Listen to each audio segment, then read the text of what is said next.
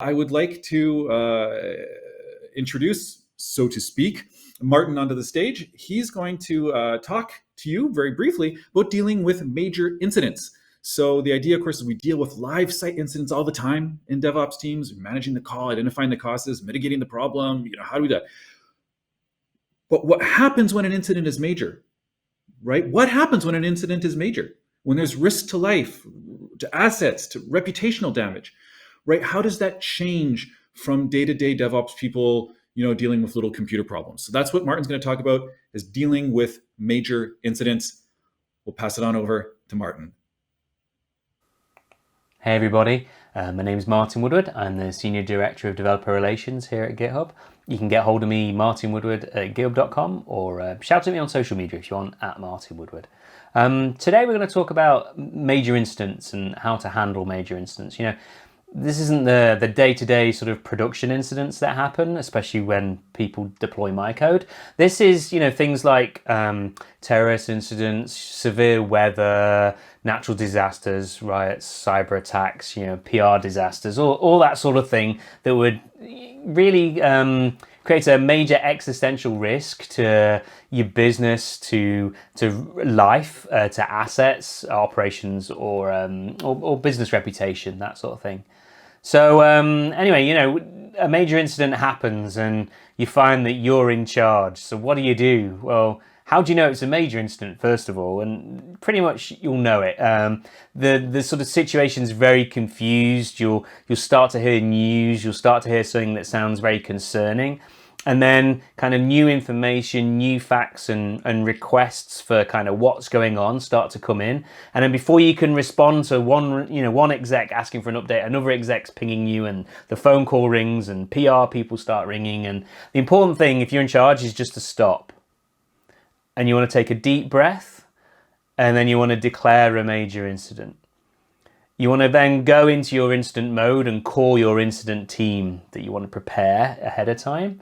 And you need to start communicating. So establish a place that you go to communicate major incidents. That might be a Slack channel. That might be any kind of sort of public web page or private web page that you want to communicate your incidents happening. Or you might use your sort of production incident management tool as well, if that's how it works.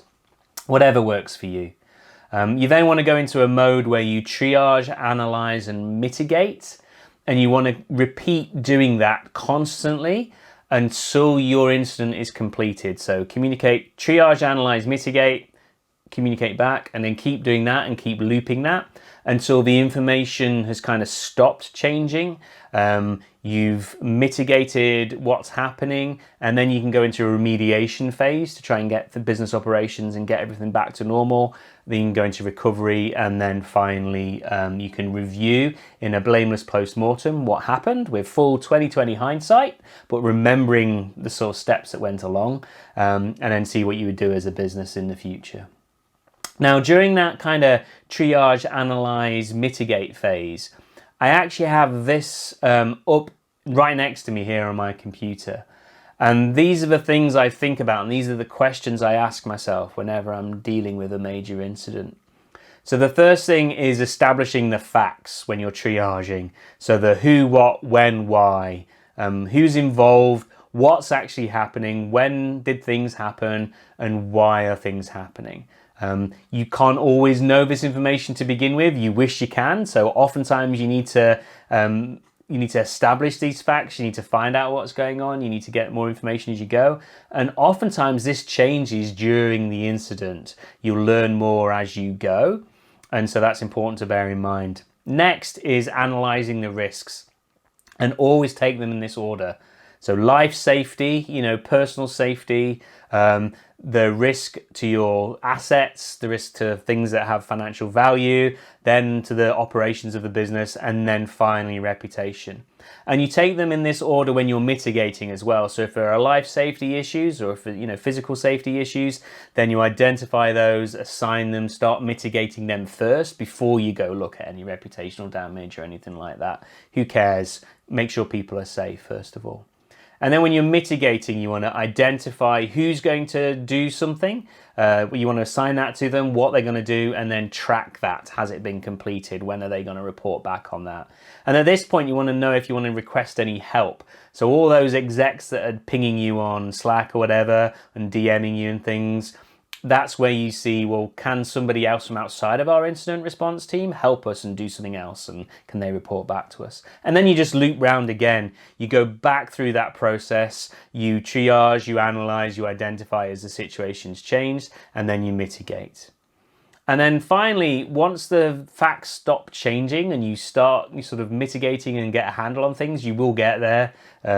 You then go into a remediation phase when you're sort of putting things back to normal, getting everything back together.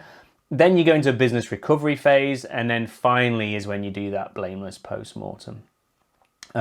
When you are doing that review after the fact, it's very helpful if you've kept notes as you go along, that can help you, sort of remember what it is you knew at different points in time. Often it's very easy to forget how confusing everything was when you started a major incident.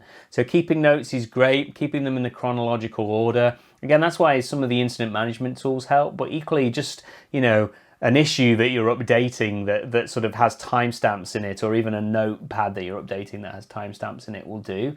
But any notes you can keep will help enormously when it comes to doing a review. Right then, I want to thank you very much for your time. Thanks for having me here at the conference. Diakuyu, I really appreciate being here, and looking forward to watching the rest of the sessions. If you want to get hold of me or ask me any questions, it's martinwoodward@github.com, or just DM me at martinwoodward on social media. Thank you for your time.